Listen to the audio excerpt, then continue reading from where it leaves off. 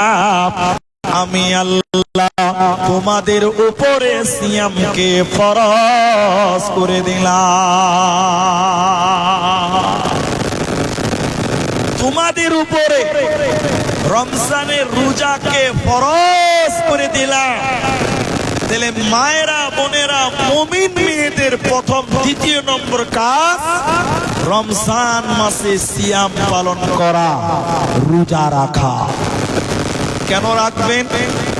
কেন রোজা রাখবেন? এর গুরুত্ব কত, এর তাৎপর্য কত, এর গুরুত্ব কত? হে আমার মা, আপনি শুনেন এর গুরুত্বটা কত। আল্লাহ বলেন, কামা কুতিবা আলাল্লাযীনা মিন ক্বাবলিকুম, যেমন ফরজ করেছিলাম তোমাদের আগেকার লোকদের উপরে। তেলে মায়েরা, কোচরা, গোপালপুরের বেটিরা, রোজা শুধু আল্লাহ আমাদেরকেই দিয়েছে এমন নয়, এর গুরুত্ব কত। আমাদের আগেকার জামানার লোকেরা, আমাদের আগেকার নবীরা এবং তাদের কওমের লোকেরা, তাদের উপরেও রোজা ছিল।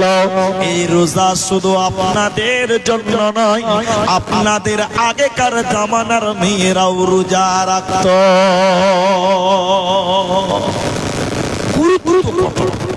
শুধু আমাদেরকেই যে আল্লাহ বলেছে তা নয়, আমাদের আগেকার জামানায়ও রোজা নামক ইবাদত ছিল, কিন্তু তারা আমাদের মতন 30 দিন রাখেনি।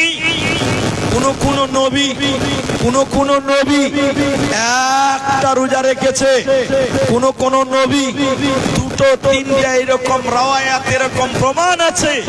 তাহলে একটাই রোজা রাখতে হবে এমনটা নয়, তাদের একটাই বাধ্যতা ছিল, কিন্তু আমাদের একটা নয়, আমাদের জন্য 30টা। এটা হলো পার্থক্য। কিন্তু তাদেরও রোজা ছিল, আমাদের আগেকার জামানায় রোজা ছিল।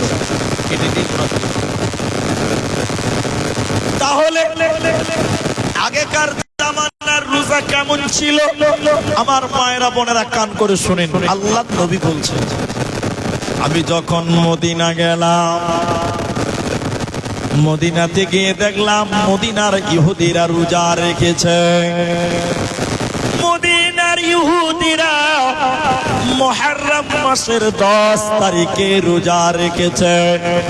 আমি নবীজি বললাম, কি ব্যাপার মদিনার লোক, তোমরা আজকে রোজা রেখেছো কেন? মদিনার ইহুদিরা বলেছিলেন, ইয়া রাসূলুল্লাহ, ইয়া হাবিবাল্লাহ, দয়ার নবী আপনি শুনলেন কেন? কেন?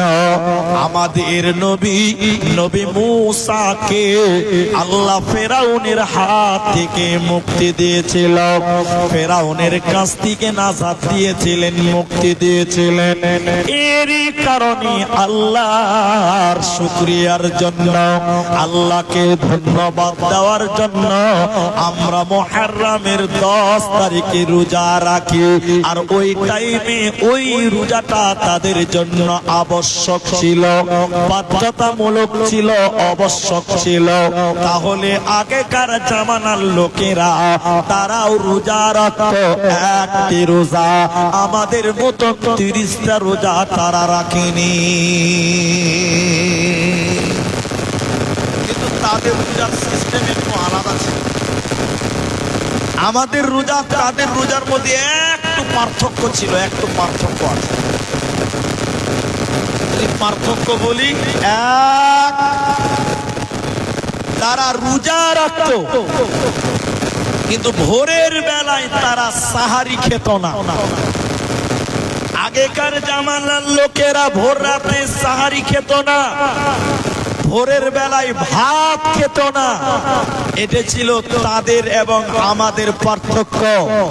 আর আমাদেরকে নবীজি বলেছেন, তোমরা সাহারি খাও, সাহারিতে বরকত রয়েছে, বরকত।